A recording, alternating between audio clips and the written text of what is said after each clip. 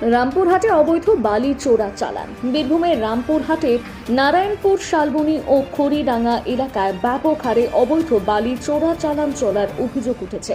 স্থানীয় সূত্রে জানা গিয়েছে, প্রতিদিন রাতের অন্ধকারে পাশের রাজ্য ঝাড়খণ্ড থেকে ছোট ছোট গাড়ির মাধ্যমে বিপুল পরিমাণে বালি আনা হচ্ছে। অভিযোগ অনুযায়ী ব্রাহ্মণী নদী থেকে অবৈধভাবে বালি কেটে তা বিক্রি করা হচ্ছে। স্থানীয়দের দাবি, প্রতি ট্রাক্টর বালি বাবদ প্রায় 7,000 টাকা করে নেওয়া হচ্ছে। রাতের অন্ধকারে স্থানীয় কিছু নেতার হস্তক্ষেপে প্রায় 200টিরও বেশি ট্রাক্টর নিয়মিত নদী থেকে বালি কেটে বিক্রি করছে। শুধু রাতেই নয়, দিনের আলোতেও অবৈধভাবে বালি পাচার চলছে বলে অভিযোগ। বালি তোলার ফলে নদীর গভীরতা ক্রমশ বেড়ে যাচ্ছে এবং নদীর স্বাভাবিক গতিপথ প্রতিনিয়ত পরিবর্তিত হচ্ছে। এর জেরে আশপাশের পরিবেশ এবং নদীর সংলগ্ন এলাকায় মারাত্মক প্রভাব পড়ছে।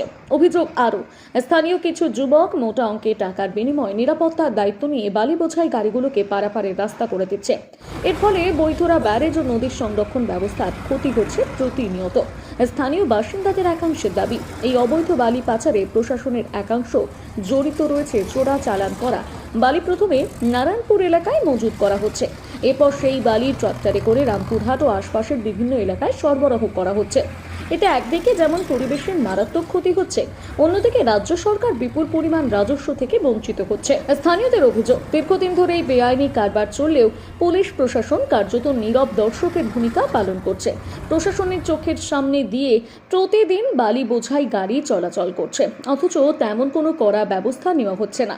ফলে বালি কারবারিদের দৌরাত্ম্য আরও বেড়েই চলেছে। এই পরিস্থিতিতে বড় প্রশ্ন উঠছে, আগামী দিনে পুলিশ প্রশাসন কি আদৌ এই অবৈধ বালি চোরাচালান বন্ধে কঠোর পদক্ষেপ নেবে, নাকি নীরব দর্শক হয়ে থাকবে? প্রশাসনের সক্রিয় হস্তক্ষেপ ছাড়া যে এই বেআইনি বালি কারবার বন্ধ করা সম্ভব নয়, তা এখন সকলের কাছে স্পষ্ট। এখন দেখার বিষয়, কবে বাস্তবে কড়া পদক্ষেপ গ্রহণ করা হয়।